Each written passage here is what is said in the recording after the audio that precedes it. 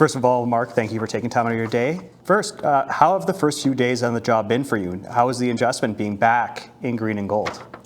Well, it's been great. I mean, it's been a whirlwind. You know, that first day, you go from feeling amazing emotions to right into media to, you know, where's the bathroom in this building? I don't know where it is. You know what I mean? It's a brand new everything. With that comes a lot of energy and excitement, but it's been a whirlwind, but the best kind of whirlwind the last few days.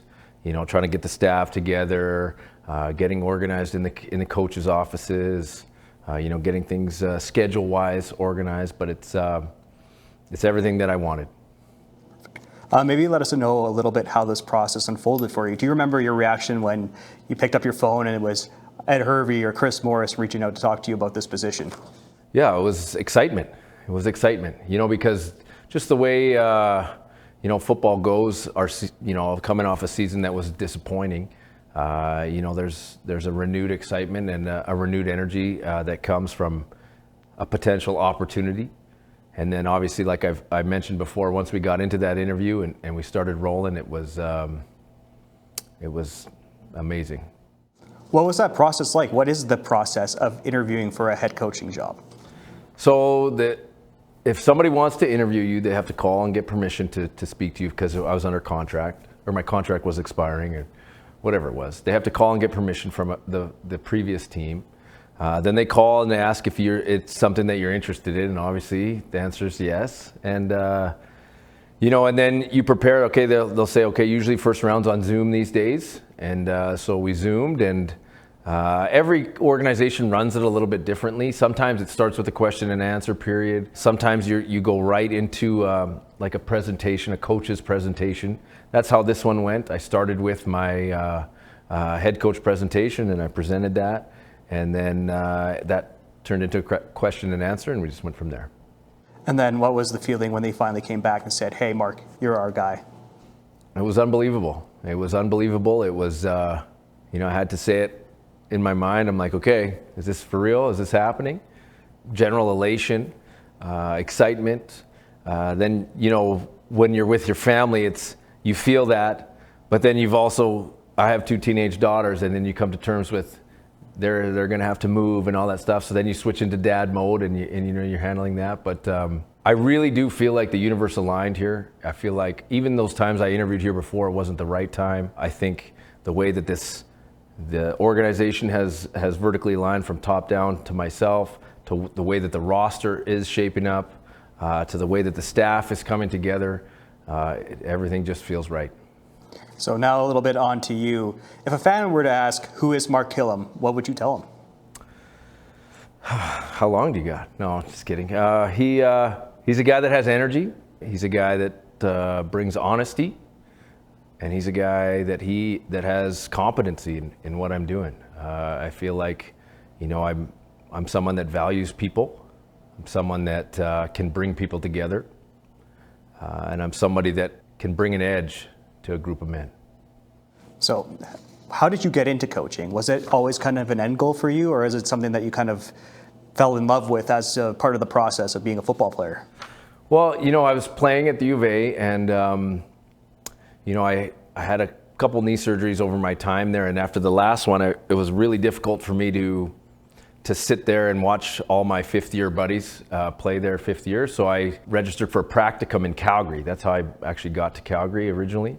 And it was a strength and conditioning practicum. So I was doing strength and conditioning coaching in Calgary.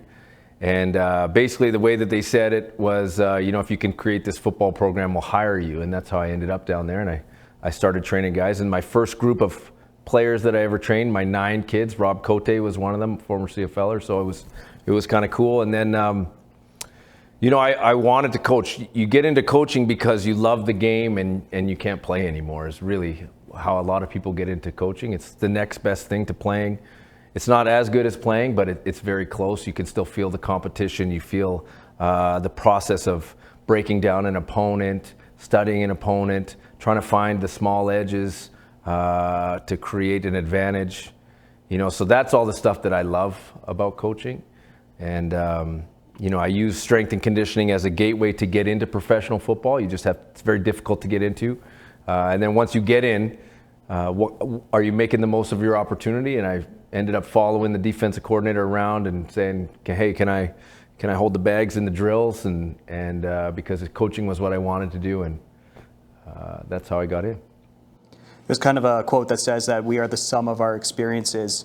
Who are the people or the moments that kind of made you who you are along the way? Yeah, I'd have to start with, first off, my parents. They were both doctors, but they worked tremendously hard when we were young. And I have three siblings, and we were all active and swimming and doing all these things and all over the place. And they still made that happen for us, even though both were practicing medicine at the time. So I really saw what hard work was. And, that was kind of ingrained in me from a young age. Growing up, you learn from your different experiences, whether you're playing or whether you're working with somebody. John Huffnagel in those early years was a real impact on me and a lot of other coaches at the time, but really teaching me about what winning football is and what it's made up of. That's really what he brought to the Calgary Stampeders organization when he first came back from the NFL, really imprinted on me. And then, the experiences that you have with the players, those were real experiences. We were all growing up kind of together. I mean, I was 25, my first year coaching with the Stampeders. By the time I was 30, I was the special teams coordinator. So I still wasn't old. I was young enough that I could connect. I still feel that way, but they, you bring these guys in and they're, straight out of university or college, and they're these young men, and then you watch them grow. You see them get married, you see them have kids, maybe divorce, you're through births, deaths, all these things, and those are real life moments. In addition to playing professional football where, you have to be committed. To be successful in professional football, both mentally and physically, and so you connect on these deep levels, and that's kind of what's shaped me. That's what draws me to the game. That's what I love about it. So you kind of just touched on it, but one of the glowing endorsements about you is your ability to connect with players. How did you develop that, and how important is that when you're trying to get a group of men to come together and get the most out of each other? Yeah, I mean, I don't know if it was like something, obviously the skills developed over time, but, I think I'm an authentic human being. I've always been myself. You know what I mean? I might have heard the most hair jokes or hair trash talk of all time. Somebody in Old Taylorfield called me Prince one time. I like that one. But, I've always been myself is my point. I wasn't trying to fit someone else's mold. I was going to succeed or fail as myself. So, authentic and genuine in that. I value people. I value what they bring, and I want those roles to be recognized. And I think working with special teams, that gave me a unique opportunity to recognize some people that don't get recognized a lot. And when you can have real connections in front of your peers, that's a powerful thing. And there's a lot of respect created that way. And I think that's kind of molded my path and the way that I can connect with teammates. One of the reasons why you were brought in is to help reestablish an identity and a culture that has both been here before but is also kind of modern. How do you go about building a culture inside a locker room? Well, I can tell you it's not a bunch of words on a sign. Okay, it's actions, it's purpose, it's intent. Culture is what you're reinforcing every day. What are you rewarding every day? What are you allowing every day? What kind of standard are you holding yourself and your staff to every day, not just the players? You know what I mean? So it's not just a sexy slogan on a board. It's way deeper than that. And I think that, big part of my presentation as a head coach was the processes and the foundations that I want to develop and want to build on.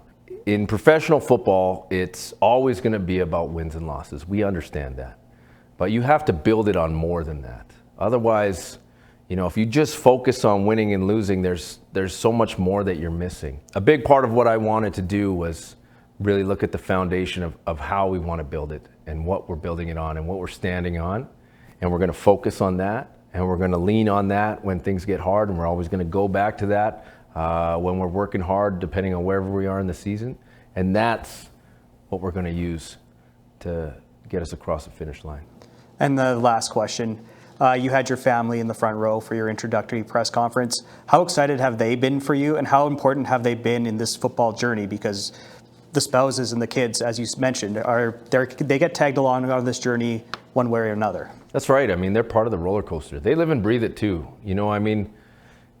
Coaching is a demanding occupation that requires a lot of sacrifice, and a lot of people do that. And I've been fortunate that I've had my family with me. I mean, a lot of these players, they leave them behind because they can't bring them up, just like a lot of coaches commute across the country for their jobs.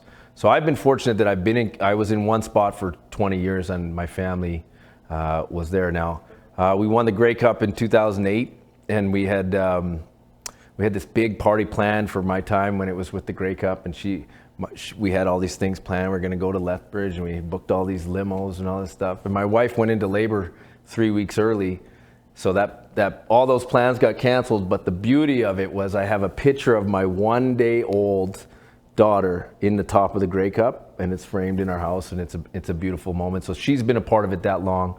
My youngest daughter was 5 days old at her first football game. So she's born in June, and my wife is a superstar and brought her to the game. And they grew up in the CFL. They grew up coming into the locker room, being on the field every day 3. When they're little peanuts, I had them with me doing interviews and stuff. And you share these moments with them, and they feel the wins and losses the same way. You have to put on that face, and you can't bring it home with you. But you do still get to experience some amazing things. You know what I mean? There's connections with the players.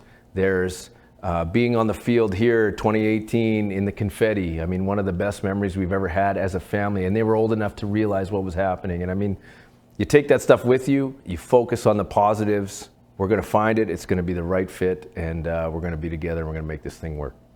Well, I'm very excited to see where this goes with you, Mark. Thank you very, very much for your time. Thank you.